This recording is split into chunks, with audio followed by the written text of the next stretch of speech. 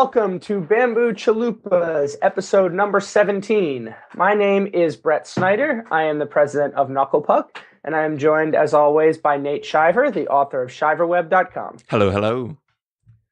So today we want to talk about a topic that is very near and dear to small businesses in particular, and that is what Nate and I refer to affectionately as the messed up world of local SEO. One of the most common questions we get from people when we tell them what we do, we tell them that we're SEOs, and the first thing they ask us is like, well, how do you get me ranked in Google?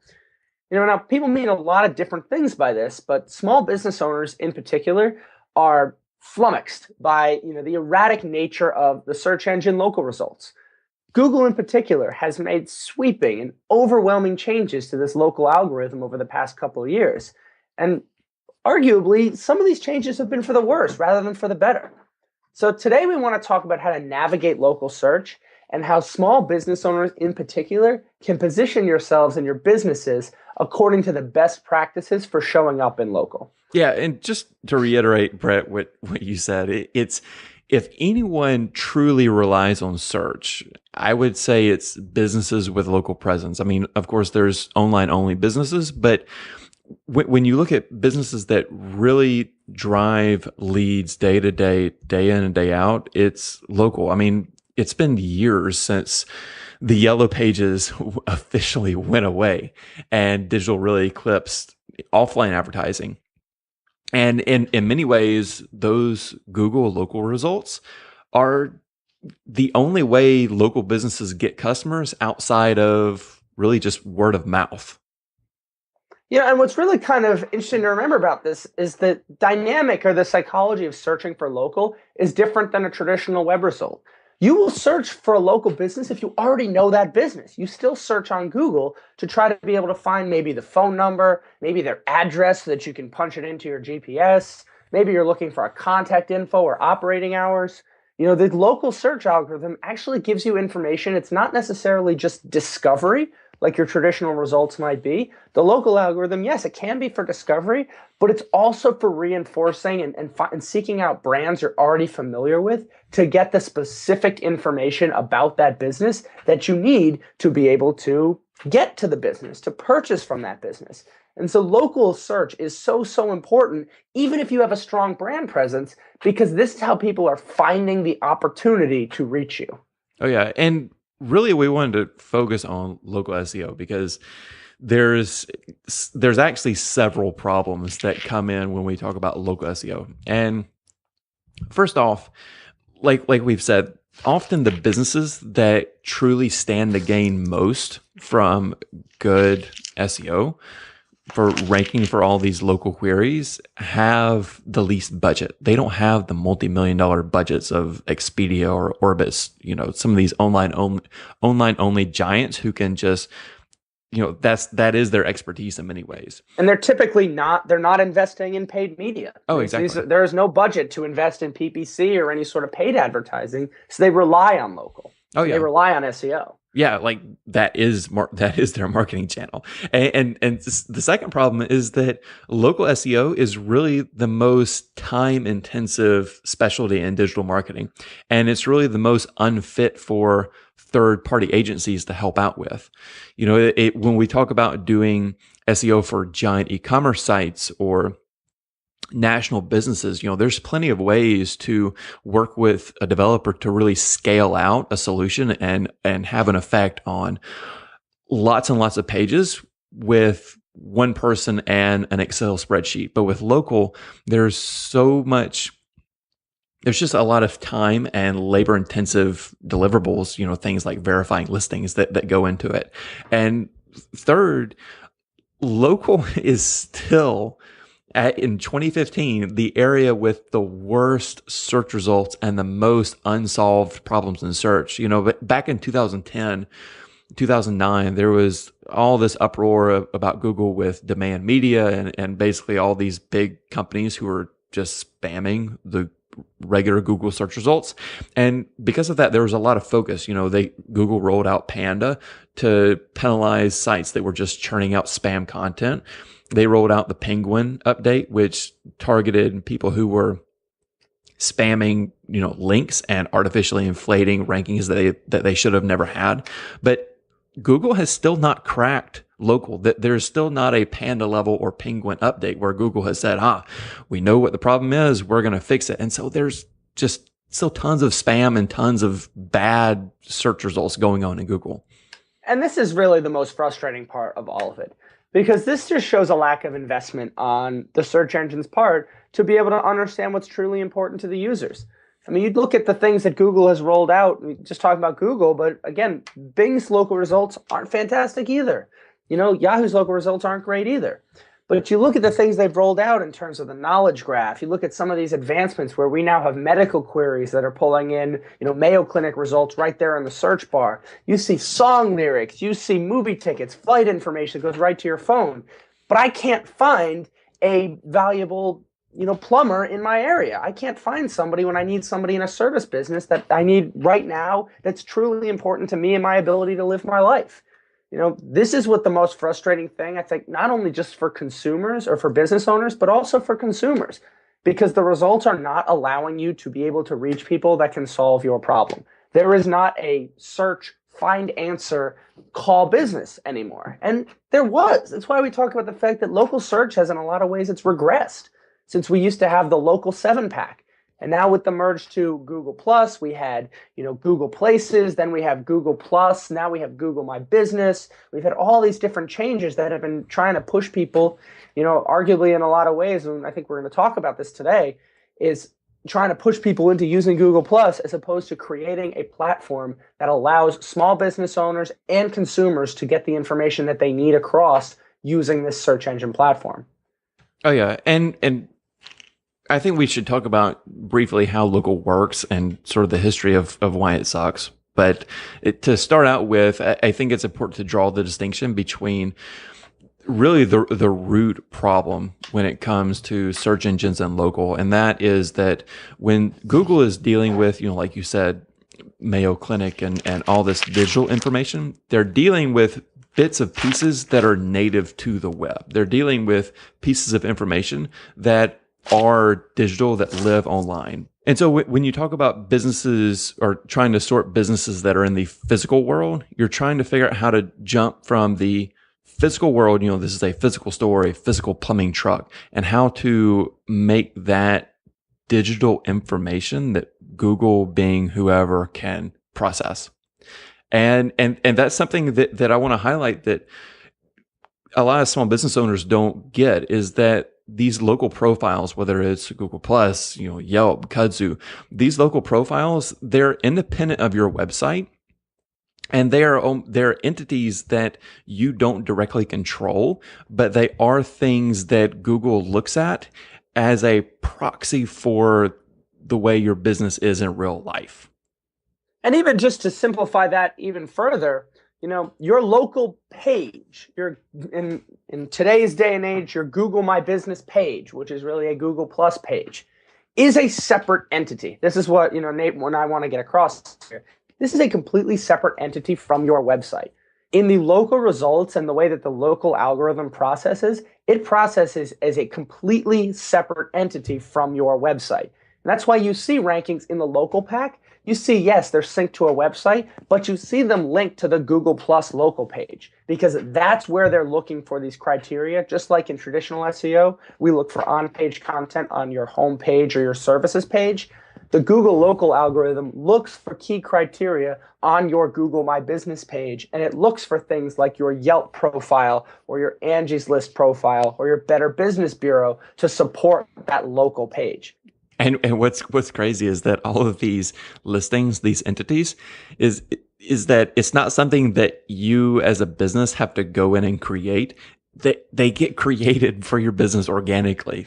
Like, if you don't go in and create a Google My Business profile or go in and create a Kudzu profile, those companies will automatically generate them for you. They'll pull from government licensing databases. They'll pull from other databases run by Axiom or Equifax, some of the big data aggregators, and create them automatically. And they'll pull from scrapers. They'll pull from other references, from review sites. And a lot of times this means that the information is just flat out wrong. Because you Embarrassingly didn't, wrong. embarrassingly wrong. I have a client that I work with that especially, does pressure cleaning services. And he's been listed as a maid service. He's been listed as a contractor. He's been listed as a painter, all of which have nothing to do with pressure cleaning, which is really, it's cleaning, your driveway, it's cleaning your pool, a screened enclosure for an outdoor deck, for your roof.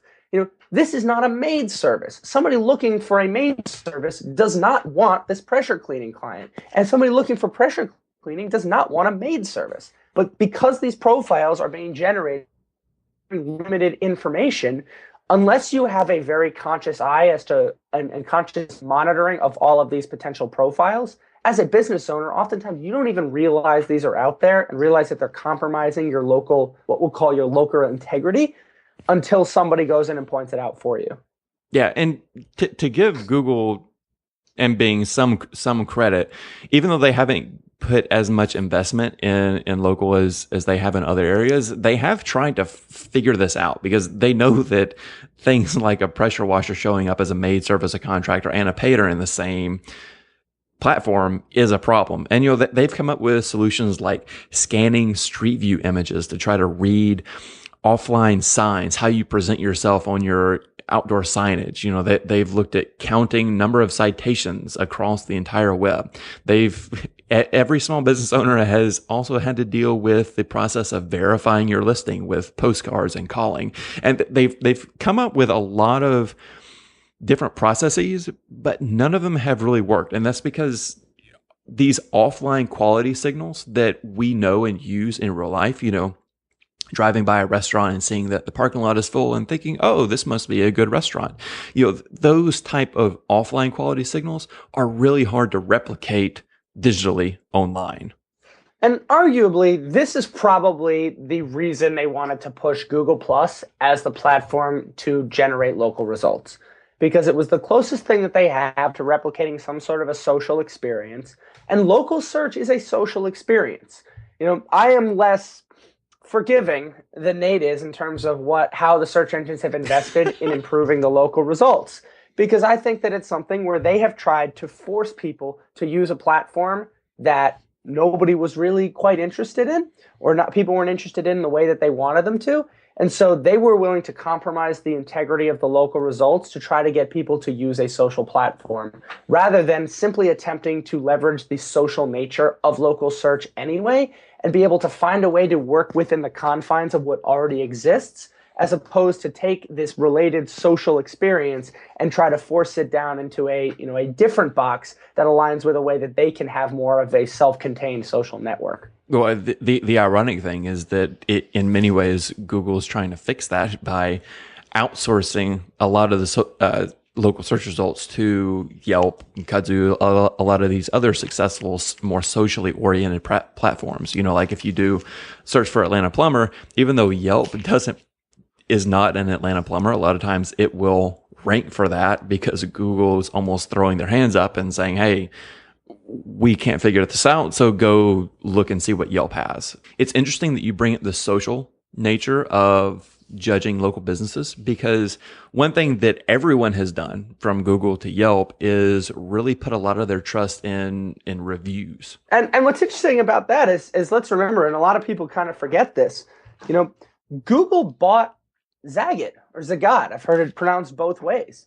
They bought this platform to try to be able to translate that into, finding some way to socially review these businesses. But to kind of go back to what we were talking about here, and you talk about Yelp actually sued Google. I don't know, Nate, if you remember, because I think this was in like 2011, where, Yelp sues Google because of their monopoly over local results. And that, obviously a lot can change. 4 years in internet years is, decades.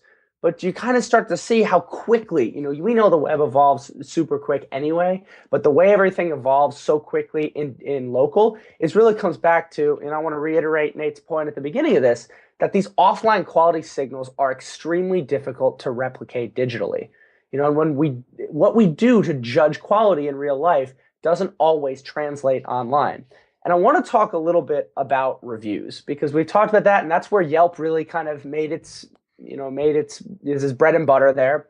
And I want to talk about the idea that Google wants to use two things when they, and Yahoo and Bing as well, we're talking Google, but just to reiterate, search engines want to use really two primary criteria when they rank local listings. One, and Nate alluded to this earlier, that I just want to get, to come back to and clarify, and that's your local citations. This means, very simply, consistent references to your name, your address, and your phone number across the web. It's called your NAP information. So that's the first thing. And that's where all of these separate profiles from external sources, they use them as validation, because if they see the same phone number, ideally with a local area code, they see that associated with the same address and the same business name, this is a reinforcement that this business does exist, and it exists in the location that it claims to exist. It's the digital version of your offline business, or at least that's what they're trying to use it as.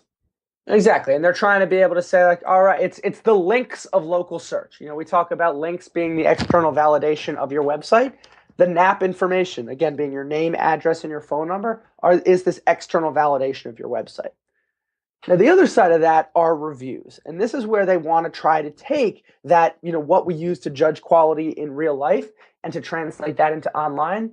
They want to be able to use reviews as a quality signal, which is all well and good in theory. But the problem with reviews is that they are extremely polarizing.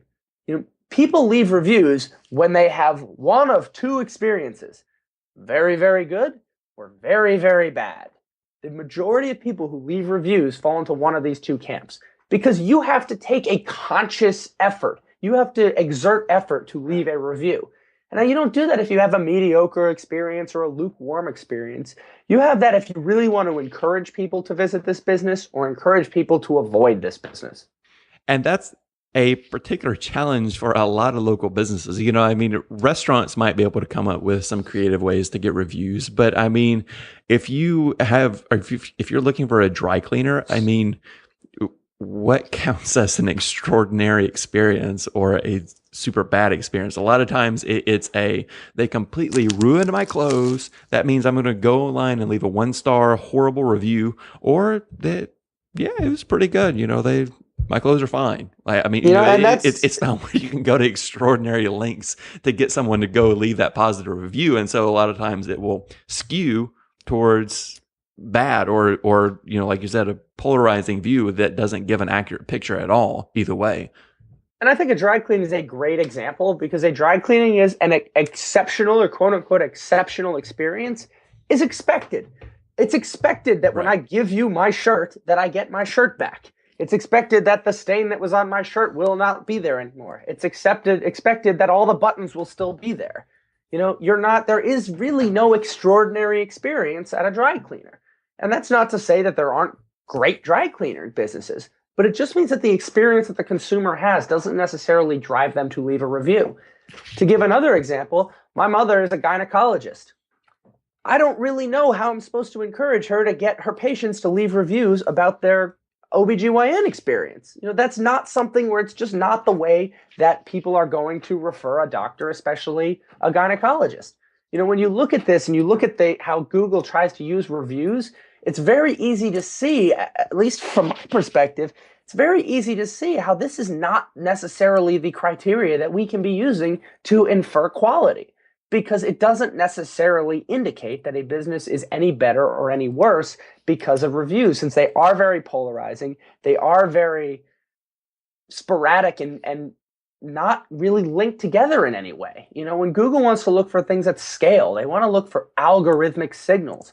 And when you talk about reviews, at least from my perspective, are one of those things where I would, and I wish I had an alternative. So I'll fully admit this, that they're working with what they've got. But there are a lot of businesses like a dry cleaner where you really don't have extraordinary experiences, or you have a gynecologist, maybe a psychiatrist, where it is a local business, but you are not necessarily going to go and leave reviews about that experience because it's extremely personal and emotional. Looking at reviews is one of the reasons why, when we talk about local SEO and we talk about how it works and what the shortcomings are, trying to use reviews as a primary aspect in terms of ranking locally has a significant number of challenges to it, simply based on what these criteria actually mean in real life. Yeah. And so all these problems with citations and reviews, again, this is a known issue at Google and Bing. And so recently, summer of 2014, Google released their much vaunted Pigeon update for local results. And that was to basically what they said, they were going to try to create closer ties between the local algorithm and the traditional algorithm, the one that most SEOs are more familiar with. And, they said that that they would leverage, be able to leverage more data. They would be able to sync them up so that it would be much more straightforward and have a better experience and whatnot, et cetera, et cetera. What turned out is that it completely screwed up the results. And it's actually harmed a number of businesses that went the route of trying to have better traditional rankings by removing the local ones, basically. And what this means, and I've had some clients that had experiences with this as well, where we worked hard to be able to get all the traditional signals that are great for, for a business on its actual website. Websites still rank number one for a lot of these different, local queries. Now, the problem with Pigeon is they don't want to have the same business appearing multiple times in the search results. So I have clients that are showing up number one in traditional organic results, but they don't show up anywhere in the local pack. And the problem with that is the local pack is what's attracting attention. The local pack has a phone number sitting right there. If you've got a business that doesn't necessarily rely on web contact forms and people are just looking for a phone call, again, you talk about maybe a service business, you talk about a plumber, maybe a refrigerator repairman, maybe something else dealing with home appliances, electricians, things where you're not necessarily looking to fill out a contact form and with a whole bunch of information. You just want a phone number of somebody to call. The fact that we have such a strong traditional organic presence that is actually inhibiting our ability to rank locally. And not that it's, hey, we're not ranking on number one, number two, number three. Rank concept just completely disappeared with Pigeons. Still ranked number one organically. Still, spoken to the Google Maps folks, say, hey, you're showing up in our algorithm. We just don't know why you're not showing up in any of the results. And to me, that is extremely frustrating. Because what I'm looking for as a small business owner is I'm looking for the opportunity to be able to provide my users with the appropriate information. I've had clients call me and say, listen, I'll give up that number one result if I can just get my phone number right there with my top three competitors. And the problem with this Pigeon update is that it doesn't account for the differences in how people engage with local or traditional results. It's forcing people to not even have the option to choose, but it's forcing these businesses to have one or the other without an understanding of the implication of what that actually means to the user, if that's actually giving the user the information that they need to be able to go out there and make the right decision. Yeah, and what's really interesting is that Pigeon really accelerated the pressure to be able to optimize all these listings all across the web, all in one fell swoop. Because I mean, back in the day, like you said, when you could just focus on your website and sort of set your listings to the side, and you were ranking number one and it was fine. That trade-off was easier to make. But now, with so much pressure on getting your listing to rank in that 7-pack, there's a lot of pressure to get that right and to get it right fast. And a lot of times that's going to be the most labor intensive and long-term play, which brings in some of these solutions that have really been getting a play, like, well, Yext is the most well-known, but they have a lot of other smaller competitors. And with solutions like Yext, it's almost like they're a solution for businesses to solve a problem that Google created, but then by businesses using Yext, they're creating just another problem. So that's a very political way to introduce my opinion on Yext, where I personally think Yext is one of the worst things that has happened to the local algorithm. I think Yext is the equivalent of the link wheel that Google has came and brought the hammer down on in 2006 or 2007. Because for those who don't know, Yext and anybody who's tried to claim your local listings now has information on hundreds of sites that may or may not be correct. You go to that site to say, oh, well, this is my business. This information is incorrect. Oh, they have an opportunity to claim or update this profile. You click on that and it brings you to Yext. Yext is this giant directory database of these local sites that then you have to pay Yext to be able to maintain these listings, which were automatically created and are already incorrect. So now not only is Google using this information that is contradicting the perceived authority of my website because it's calling me a maid service, a contractor, a painter, et cetera, in all these different profiles, that the phone number may be different across 5 different profiles. The address is incorrect and hasn't been updated. But in order for me as a business owner to be able to follow Google's best practices and say anybody that cites my business on the web should have a consistent name, address, phone number.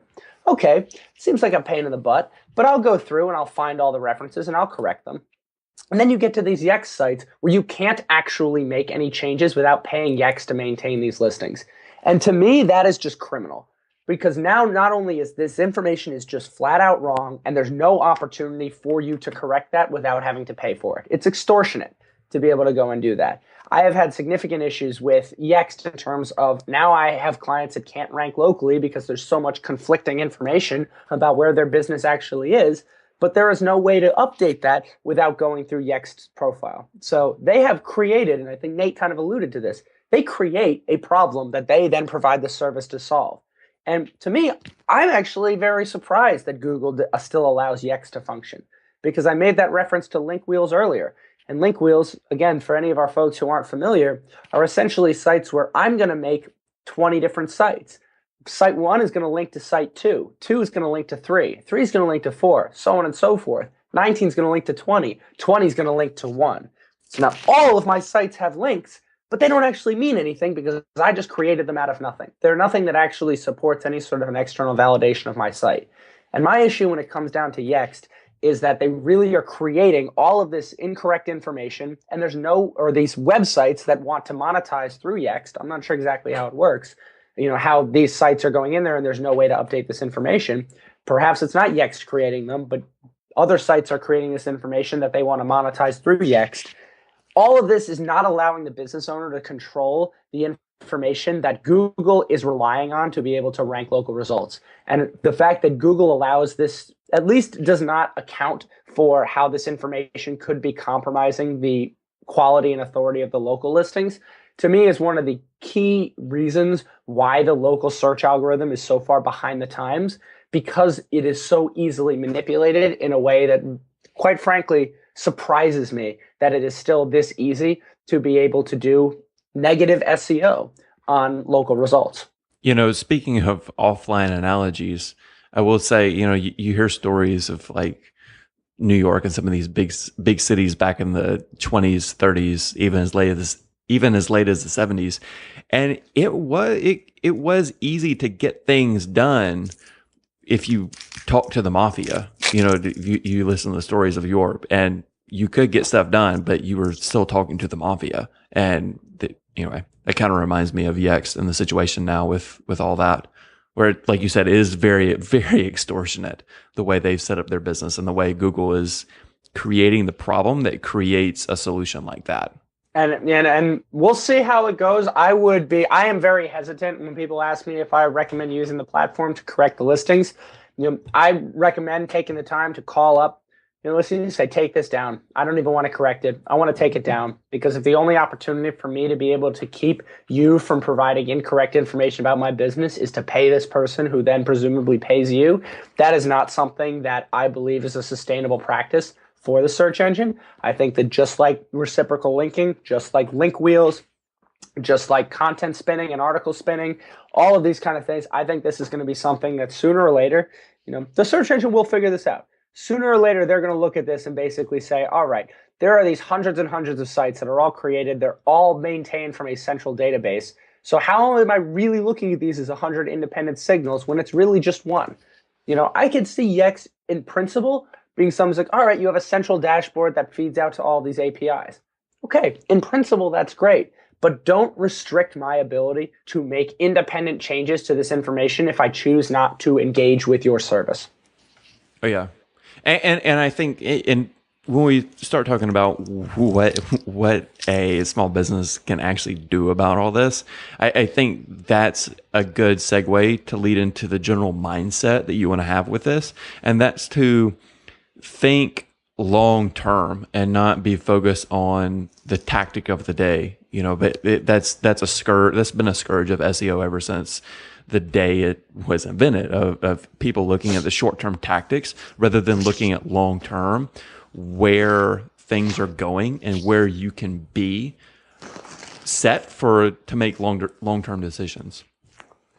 Right. And so let's go through a couple best practices here. You heard a little bit of primarily my rants on some of the issues with local SEO, but I still believe there's a lot of value in it. I still believe that businesses, small and large, really need to take advantage of this unprecedented networking with your consumers, with your potential customers. So let's go through. There are things that are going to be problematic for us, but like Nate said, let's look at what we can do long term. Let's look, again, not what the algorithm necessarily does, but what is it trying to do? Because that's what's going to put us in a position to be successful long term. Yeah. All right. So first, to start with the mindset, and this is just a general mindset that will guide anything that you do, and that's to be the business that Google wants you to be. AJ Cohn, one of the industry thought leaders in SEO, has said that search engines are sort of like blind 5-year-olds. Imagine how you would determine what an object is just by feeling it. And you think about a blind 5-year-old walking up to a large metal object, and they're feeling their hands around it, trying to put in perspective what it is, and trying to think, what are the features that would be on that large metal object that would make the blind 5-year-old think, oh, this is a car. And so, we've talked about how Google is really unsure about offline businesses. They don't really know what the physical world looks like. They don't know how we in real life make decisions about offline businesses. And so you want to look and think about what those signals would be, that you're a established permanent business that conducts business in a certain local radius, that you come to customers or customers come to you, that the customers that you have had trust you and talk about you. And so anything that you can do to confirm that image is something that you do want to do. And lastly, and to keep in mind that local also in essence, just like online only websites, are really a social network, that reviews are social. Any interactions on social or on your websites, whether it's a comment board, Facebook, a Yelp, Kudzu, everything, even though it might be framed in terms of SEO, it's still a one-to-one relationship with customers, and that it's still that social transaction that Google is trying to look at and judge within its algorithm. Right. And when we talk about some of these other best practices, and be what Google wants you to be, at least follow the best practices they tell you. The very basic thing that we want to do is always follow at least what they tell you, the opportunity that they have, the opportunity they give you to explain what your business is and what it specializes in. We got to do that. You got to go and you claim your listing, you verify it, you add as much information as possible. They give you the opportunity to add forms of payment, whether or not parking's available. They give you the chance to upload photos and other media. They give you the chance to say what your operating hours are and what different categories you fit into. More often than not, you can do this fairly quickly, 1 to 2 hours, and you rarely have to come back to at least this basic information, but you have to know that it's in place at first, if you have any expectation that Google's going to be able to look at this and have at least the basic understanding of what your site is. Oh, yeah. Now, the natural extension of that is that you have to monitor any external mentions or references to your site. Even setting something up as simple as Google Alerts, which you can type in your brand name and you'll get an update anytime Google finds a new result related to that, to your business name. You can use sites like noam.com, which is a site that will actually tell you any different places where you can claim your brand presence on hundreds and hundreds of different sites, but you can find it in different communities. Communities being defined as tech, business. You talk about design, there's a design section, and noam.com is a really cool tool for local businesses to be able to recognize exactly what they have. They can create these references, create these mentions, but also to make sure that you control the quality of the information that is contained within those references. Yeah, and I would add that do things like link to your local listings from your website and then also from your local listings to your website. Imagine the relationship is sort of like your website is your main business headquarters, but then your local listings are sort of like your branch offices or your kiosks out in these different locations. And you want to make sure that everything from the branding to, the hours and the details and then the links back and forth are very, very clear, because this gives search engines a very good idea to establish the relationship that, oh, this business that's listed over here is the same one has their website over here. I would also say know the top local directories in your niche. Everyone knows Yelp. Everyone knows Google My Business. A lot of people. Angie's List is very popular. And Angie's List. But a lot of times, depending on your niche and depending on your local area, it may be something very different. Especially a lot of times in suburban or rural towns, there may very well be a local social network, a local site that everyone goes to. And even though that doesn't have the brand power of, say, Yelp, if that's where your customers are going, then you should be there.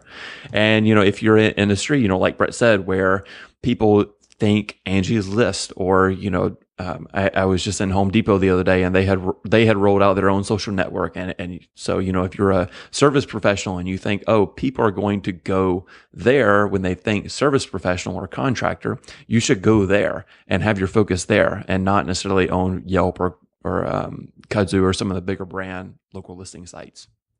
Well, remember, it's not mutually exclusive. It's just a matter of prioritizing your time. Oh, yeah. So it's not to say that you shouldn't be in all these other local directories as well.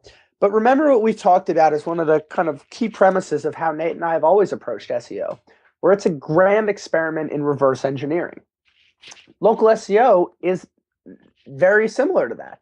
When you look at the local directories and the top directories in your niche, do searches for your business, not your business name, but generically.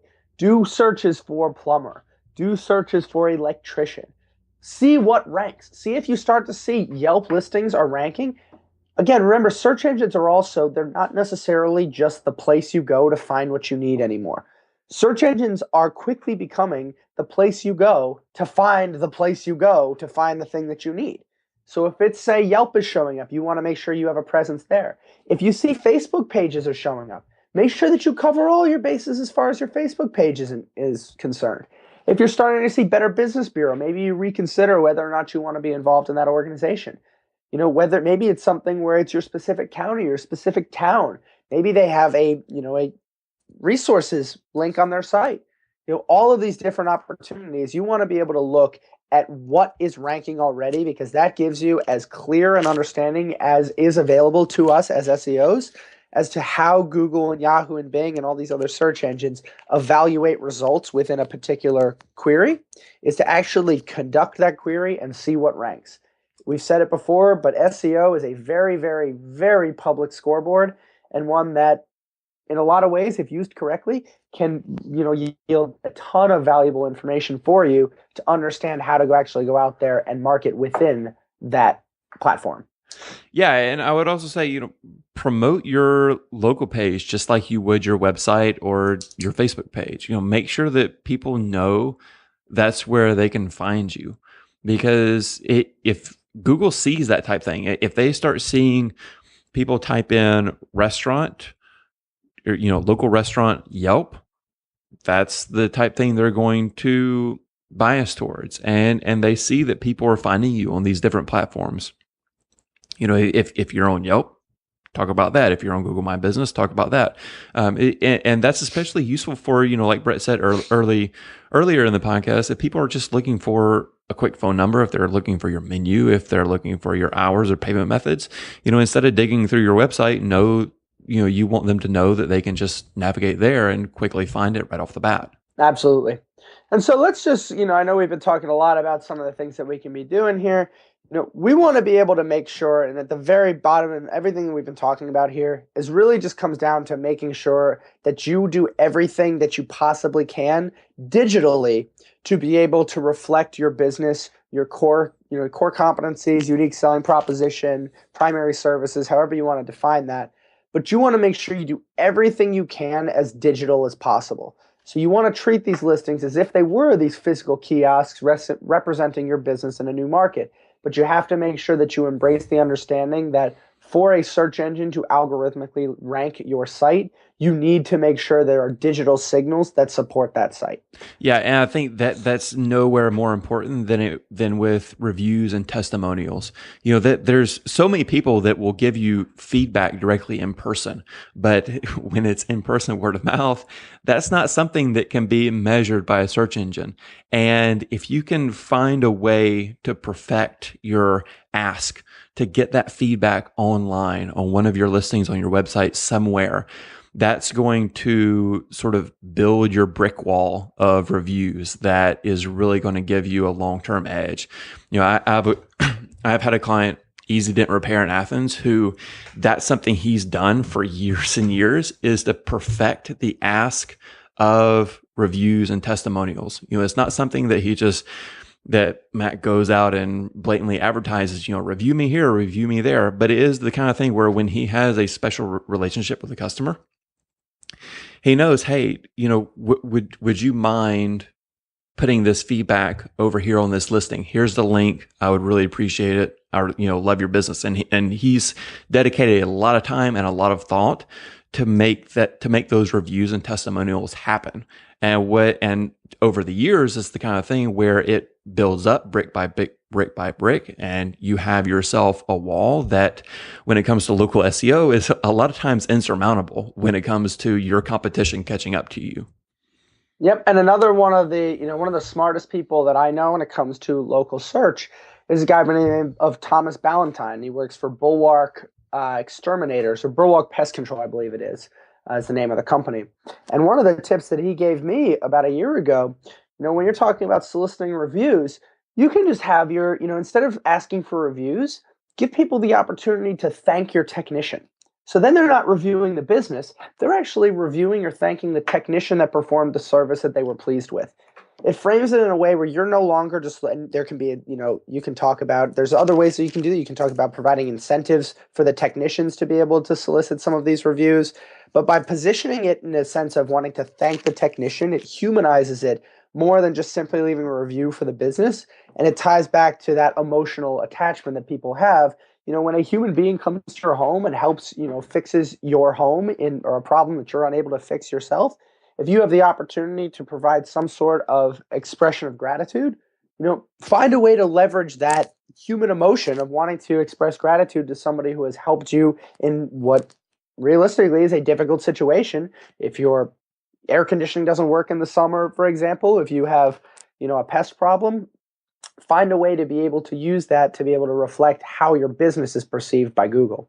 It doesn't have to be self-serving. You know, this asking for reviews, you know, obviously you're benefiting, but it's also, you know, the act of gratitude is very, very powerful, and it's something that you deserve as a business, and it's something that your customers, you know, if they like you as a business, they want you to be around in 2, 3, 4, 10, 20 years. And that's something that, you know, it's a two-way street. It's not all a benefit to the business. And so if you can perfect the art of asking, I think that's going to go a really long ways. You know, it really just comes down, there's the big if you want to go marketing jargon, you know, everybody is looking for brand advocates. At a local level, somebody leaving reviews, a positive review at least, is a brand advocate. There's no reason to have these like kind of fancy $5, you know, $50 words for it. You know, what you're looking to do is you're looking to be able to take advantage of people who had a positive experience with your business, and just make sure that other people who have no experience yet with your business are able to appreciate that. Something that Nate and I found, 88% of consumers trust reviews when they're making decisions. Maybe it's not a personal relationship that you have with the person leaving the review, but 88% of consumers trust these reviews. That is a staggering percentage when it comes to anything online.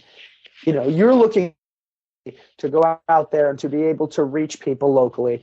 You have to know that this is the trigger that is going to be most important in making the decision. So even if you take away the opportunity to be able to actually rank organically for this, in terms of making decisions about whether or not to engage your business, these reviews are overwhelmingly important two last things we'll say. One is to diversify. Don't put all your eggs in local SEO. Word of mouth does and always will trounce Google in local. I will, if I could have in any size city, if I could have dozens of people who are telling their friends in person to go use my business, I will take that over number one ranking in Google any day. And that's only created by, like Brett said, having fans of your business. And then also keep in mind that paid media has never been easier or more powerful than it is now. That between Facebook AdWords, I don't know if you want to throw in Yelp advertising here, but it is an option. But there's plenty of self-serve advertising options where you don't have to talk to an ad broker. And Facebook and Google, they want you to spend money. And even though it might be daunting at first, it is fairly straightforward to target and pay to reach people in your local market. And a lot of times that's a very effective way of jumping to the front of the line, if you will. And it will be more cost effective sometimes than putting in the time and labor to get your local SEO right, which may pay off long term, but short term, a lot of times paid media can be a good way to bridge that gap. And I think that last phrase is really what's most important here, where you can bridge the gap, because especially if you're having issues with your local listings, you still need to pay the bills. You still need to make sure that your business is actually providing services or selling products. Paid media is a way that if you are experiencing significant issues with some of the problems that we've talked about today, that is maybe something where you start to divert your marketing budget, of how big or small that may be, a percentage of that budget into paid media, because as kind of Nate just mentioned, it does not require a $10,000 a week budget to be able to advertise, especially with the ability to be so hyper-targeted on Facebook or geo-targeting and day-parting and AdWords, and a very, very lean budget to still be able to target people in a local community if you are able to at least just take the time to know exactly and set the right criteria. All right, well, you can find previous episodes, links to things that we mentioned, and our contact information at bamboochalupa.com. If you don't want to miss another episode, please go to iTunes or your favorite podcast app and subscribe to the podcast. And also, while you're there subscribing, please leave a comment and rating while you're there. Review us. We really do learn a lot from your feedback, and your ratings help us, and it also helps others discover the show. So for Brett Snyder, I'm Nate Shiver. Thank you for listening.